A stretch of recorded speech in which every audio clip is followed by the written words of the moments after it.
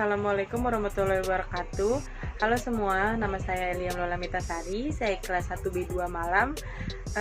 Di video kali ini saya akan menjelaskan apa itu penelitian ilmiah dan penelitian non ilmiah dan juga 4 syarat penelitian ilmiah. So, hope you enjoy this video.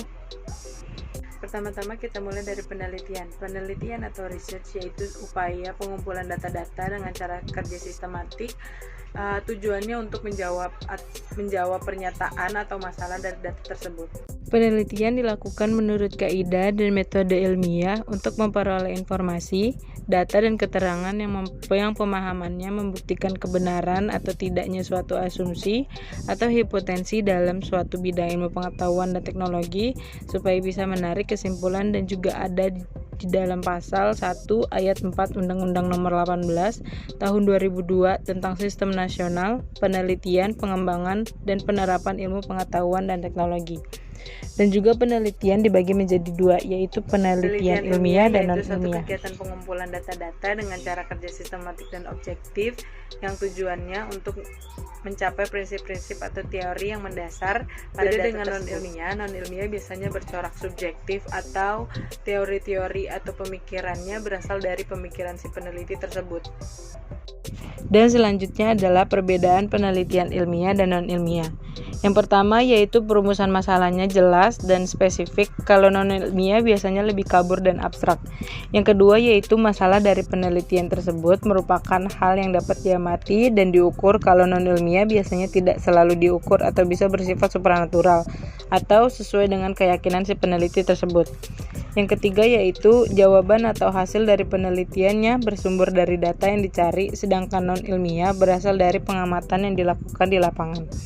Yang keempat yaitu proses pengambilan atau analisis datanya juga pengambilan keputusannya dilakukan dengan logika yang benar, sedangkan non-ilmiah biasanya keputusannya tidak berdasarkan pada hasil analisis secara logika. Dan yang terakhir adalah kesimpulan atau hasil dari data tersebut biasanya terbuka untuk diuji oleh ilmuwan lainnya yang ingin melakukan penelitian tersebut. Berbeda dengan non-ilmiah, biasanya kesimpulan dari penelitian tersebut tidak dibuat untuk diuji ulang oleh peneliti yang lain. Nah, itu dia beberapa perbedaannya. Selanjutnya yaitu 4 syarat penelitian ilmiah. Yang pertama ada sistematik, yaitu penelitian yang harus disusun dan dilaksanakan berurutan dengan pola dan kaidah yang benar. Yang kedua ada logis, yaitu cara berpikir yang dapat diterima akal dan kaidah bekerjanya akal. Prosedur ini biasanya menggunakan prosedur induktif yang cara berpikirnya untuk menarik kesimpulan dari berbagai kasus, yaitu individual atau khusus, dan edukatif yaitu umum. Yang ketiga ada objektif, yaitu penelitian yang tidak mencampuri nilai-nilai etis dari segi manapun. Dan yang terakhir ada replikatif, yaitu penelitian yang dulu harus dilaksanakan pengujian kembali oleh si peneliti lain dengan metode, kriteria, dan kondisi yang sama. Tujuannya agar bersifat replikatif atau operasional variabelnya menjadi langka dan penting bagi seorang peneliti.